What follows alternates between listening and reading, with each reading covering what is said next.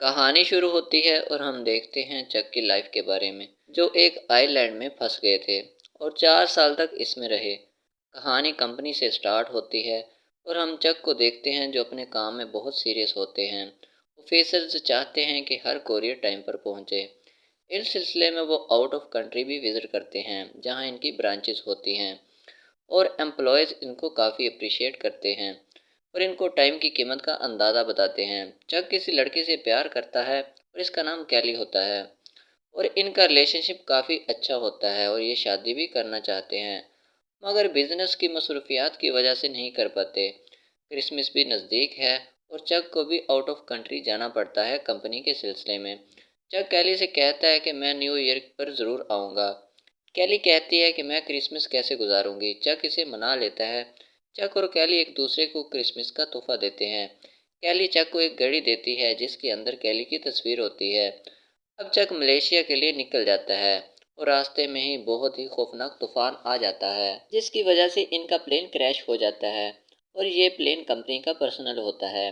Plane में 4 लोग और भी होते हैं। प्लेन एक स्पेसिफिक क्वेश्चन में गिर जाता है और इनमें सिर्फ चक ही बचता है। समंदर का तेज तूफान चक को बहाकर ले जाता है और जब सुबह इसकी आंख खुलती है तो वो एक कश्ती पर होता है और आसपास कुछ नहीं होता। वो बहुत परेशान हो जाता है।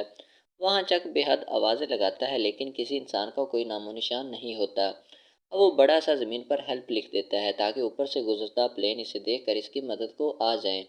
रात बहुत हो जाती है और वो सो जाता है। अगले दिन वो उठता है तो देखता है कि जो इसने रेत पर हेल्प लिखा था वो मिट चुका होता है। अब वो लकड़ी से हेल्प लिखता है और अब इसको यकीन होता है कि अब इसको ढूंढने कोई ज़रूर आएगा और इस निशान को देखकर वो यहाँ आएंगे। अब चक को भी भूख महसूस होती है और वो कंपनी का जो भी सामान इसके साथ बह कर आता है इसमें खाने को कुछ नहीं होता। अब चक को किसी चीज़ की आवाज़ सुनाई देती है। जब वो इधर उधर देखता है तो एक नारियल ज़मीन पर गिरता है। इसे पता चल जाता है कि ये नारियल की आवाज़ है। अब पीने के लिए इसे नारियल के पानी के अलावा कुछ और नज़र नहीं आता। वो इसी को पीकर गुजारा करता है। चक को यहाँ 3 दिन गुजर चुके थे। समंदर में पत्थरों की वजह से इसके पाँव भी जख्मी हो चुके थे। अब वो पैंट को आधा काट कर अपने पाँव पर लपेट लेता है ताकि इसको पाँव में दर्द ना हो। इसे वहाँ एक बहुत ऊंची चोटी नजर आती है।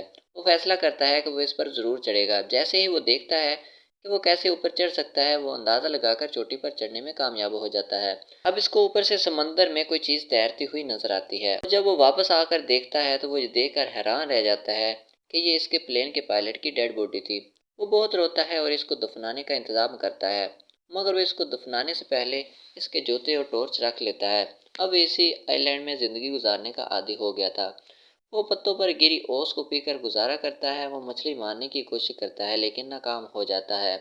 इसे खाने के लिए नारियल और पत्तों पर गिरी ओस के अलावा कुछ भी हासिल नहीं होता और वो इसी को खाकर गुजारा करता है। अब रात के वक्त इसे समंदर में एक शिप नज़र आता है। इसे देखकर वो बहुत एक्साइटेड हो जाता है और आवाज़ें लगाता है। टॉर्च की लाइट ऑन करता है लेकिन इतनी दूर से कोई फ़ायदा नहीं होता। अगले ही दिन वो ये फैसला करता है कि जो इसके पास एयरबोट है वो इसमें बैठकर बीच से निकल जाएगा। वो जान गया था कि इधर कोई भी नहीं है। जब वो वहाँ से निकलने की कोशिश करता है तो समंदर की लहरें इतनी तेज़ होती हैं कि इसकी रफ्तार की वजह से वो समंदर में गिर जाता है। इसी दौरान इसके पाँव पर चोट लग जाती है और खून भी बहुत निकलता है। चक वापस अपनी जगह आ जाता है और इसी दौरान बारिश शुरू हो जाती है। उसे एक गार दिखाई देता है। वो रात गुजारने के लिए इसी में चला जाता है और टॉर्च ऑन कर लेता है। सारी रात टॉर्च ऑन रहने की वजह से इसकी बैटरी लो हो जाती है। अब रोशनी के लिए इसके पास कुछ भी नहीं होता। वो ये तक नहीं जानता कि आग कैसे जलाते हैं। अब वो वापस आता है। कंपनी के सामान में से कुछ चीज़ें मिलती हैं जो तैरकर इसके साथ आ गई थी। वो इनको खोलता है तो इसमें से इसके काम की दो ही चीज़ें होती हैं। एक इसे जूते मिलते हैं जो स्केटिंग के लिए होते हैं और इसके नीचे ब्लेड लगा होता है। वो इसे नारियल को आराम से फाड़ लेता है। अब वो किसी भी चीज़ को काट सकता है। अब वो एक लकड़ी को काटता है और इसे नुकीली सी बना लेता है और मछलियों को पकड़ लेता है। वो मछली को कच्चा तो नहीं खा सकता, इसलिए वो आग जलाने की बेहद कोशिश करता है लेकिन नाकाम हो जाता है। अब जग को आइडिया आता है कि लकड़ियों को आपस में रगड़ने से शायद आग जल जाए और वो ऐसा ही करता है और कामयाब हो जाता है। वो बहुत खुश होता है। चक को वहाँ जो सामान नजर आता है कंपनी का, इसमें एक फुटबॉल भी होता है जिस पर चक का ब्लड लगा होता है। वो इस पर हाथ से चेहरे की शक्ल देता है और इसको अपना दोस्त बनाकर इससे बातें करता है। और इसे आग के पास खुश्क होने के लिए रख देता है। वो इसको विल्सन का नाम देता है। अब वहाँ पर चक का एक और मसला नजर आता है, दांत का दर्द। ये बहुत पुराना दर्द है, लेकिन इसने कभी चेकअप नहीं करवाया। अब चक ने इसे तोड़ना है और वो इसे तोड़ लेता है और साथ ही बेहोश हो जाता है। वक़्त गुज़रने के साथ-साथ 4 साल गुज़र जाते हैं। 4 सालों में वो इस जगह जीना सीख लेता है और अब इसका हुलिया बिगड़ चुका है। इसके सर और मुँह के बाल बहुत बड़े हैं। वो बेहद कमज़ोर दिखाई देता है। इसे इतना तजुर्बा हो गया था कि वो दूर से ही डंडा फेंक के मछली पकड़ लेता था। चक की दोस्ती विल्सन से काफ़ी हो गई थी। वो इसे काफ़ी बातें करता था। एक दिन वो मछली खा रहा होता है तो इसे एक आवाज़ आती है। वो देखता है तो एक स्टील की शीट होती है। उसे एक आइडिया आता है कि वो इसकी मदद से यहाँ से निकल सकता है। वो जब भी निकलने की कोशिश करता है, लहरें इसे जाने नहीं देती। अब वो नारियल की लकड़ी काट काट के बोट तैयार करता है और स्टील की शीट इसके आगे लगा लेता है। हालांकि बोट तैयार करना आसान नहीं था और वो ये फैसला करता है कि जब हवाएं कम होंगी तो वो वहाँ से निकलने की कोशिश करेगा। वो शीट को बोट के आगे लगाता है ताकि जब वो बोट में बैठे तो शीट की मदद से पानी को धकेल सके और वो आगे जा सके।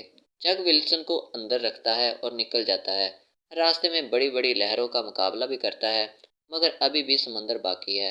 वो नहीं जानता कि ज़मीन कब आएगी। जग के अंदर एक उम्मीद थी कि वो अब घर पहुंच जाएगा, लेकिन ये इतना आसान नहीं था। समंदर में इसे बहुत बड़े हालात देखने को मिलते हैं। खाने का गुजारा तो वो कर लेता है। खाने के लिए मछली और पीने के लिए बारिश का पानी जमा कर लेता है।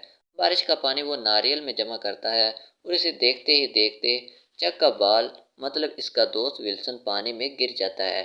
जब इसे मालूम होता है तो वो बहुत ही दूर जा चुका होता है। अब वो पानी में कूद जाता है और विल्सन को पकड़ने की पूरी कोशिश करता है, लेकिन वो नाकाम हो जाता है और वापस बोट पर आने के बाद बेहद रोता है। विल्सन ने ही इसका 4 सालों में बहुत साथ दिया था। चक के लिए वो फुटबॉल ही नहीं था, वो इससे बहुत अटैच हो गया था, इसलिए इसके जाने के बाद इसको बहुत दुख होता है। अब चक बहुत दिनों के सफ़र से थक चुका था। एक शिप इसके आगे से गुजरता है, वो इसको देख लेता है और इसे बचा लेता है। चक वापस आ चुका था। वापस आने के बाद वो देखता है कि सब बदल चुका था। इसके दोस्त और इसके घर वाले समझे थे कि वो मर चुका है और इसकी गर्लफ्रेंड कैली, जो कि एक दूसरे से बहुत मोहब्बत करते थे, वो शादी कर चुकी थी और इसकी एक बेटी भी होती है। चक इससे मिलने जाता है तो वो बेहद खुश होती है और इसको गले लगा लेती है। अब कैली शादीशुदा है, इसलिए अब कुछ नहीं हो सकता। कैली ने जो इसको घड़ी दी थी, चक उसको वापस कर देता है, जो कि इसकी फैमिली घड़ी होती है, और इस घड़ी की तस्वीर अपने पास रख लेता है। कैली इससे कहती है कि तुमने वादा किया था कि तुम ज़रूर आओगे। चक इसको सॉरी बोलता है और जाने लगता है। कैली अब भी चक से प्यार करती है, लेकिन इसकी अपनी फैमिली है, इसलिए वो इसके साथ नहीं जा सकती। कैली के पास चक की दी हुई एक गाड़ी होती है, वो इसे वापस कर देती है और चक इसको लेकर वापस चला जाता है और कैली इसे देख रही होती है और बहुत दुखी होती है और चक को बुलाती है और इसके पीछे भाग पड़ती है। चक भी वापस आ जाता है और वो गले मिलते हैं। कैली इसको ये बताती है कि मुझे उम्मीद थी कि तुम जिंदा हो और मुझे यकीन था कि तुम वापस ज़रूर आओगे, मगर सबके फोर्स करने पर मुझे ये करना पड़ा। और वो दोनों एक दूसरे को बताते हैं कि वो अब भी एक दूसरे से मोहब्बत करते हैं। चक कैली को गाड़ी में बैठा लेता है और इसको उसके घर छोड़ आता है और कहता है कि मैं नहीं चाहता कि तुम्हारा घर खराब हो। अब हम देखते हैं कि चक अपने दोस्त के साथ बैठा होता है और वो इसको बताता है कि मैंने वहाँ खुदकुशी करने की भी कोशिश की थी। मैं फांसी लेने वाला था, मगर मुझे कैली का ख्याल आ गया कि मुझे इसके पास जाना है। मगर आज जब मैं वापस आया हूँ तो इसको खो चुका हूँ। वक़्त ने इसको मजबूर कर दिया था कि वो अपना रास्ता चुन ले और इसने शादी कर ली। अब चक अकेला रह गया था, मगर ज़िंदगी को आगे बढ़ना ही होता है। और एंड में ये होता है कि चक के पास एक पैकेज है जिसको वो आइलैंड से बचा के लाता है। प्लेन डूबने के बाद बहुत से पैकेज किनारे आ जाते हैं और वो सोचता है कि वो घर जाने के बाद खोलेगा, मगर वो ऐसा नहीं करता और पैकेज को वापस करने आता है, मगर वहाँ कोई भी नहीं होता और वो एक नोट लिखकर दरवाजे के आगे रख देता है जिस पर लिखा होता है कि this package save my life, और वहाँ से चला जाता है। चक को अब हम कच्चे रास्ते की तरफ देखते हैं। वहाँ वो मैप देख रहा होता है कि वो कहाँ जाए, तो एक लड़की आती है और इसको रास्ता बताती है। इसकी गाड़ी पर भी वही विंग का निशान होता है जो पार्सल पर होता है। अब चक इसका पीछा करता है तो वो इसी घर जाती है जहाँ चक नोट लिखकर आया था और इसने भी अपना पार्टनर खो दिया होता है। चक और बटीना हो सकता है कि फ्यूचर में मिल जाएं। चक की आंखों में एक उम्मीद होती है और इसी तरह स्टोरी एंड हो जाती है। इसी तरह की मज़ीद वीडियोस देखने के लिए हमारे चैनल को सब्सक्राइब करें। मिलते हैं एक नई वीडियो में एक नई टॉपिक के साथ, तब तक के लिए गुड बाय।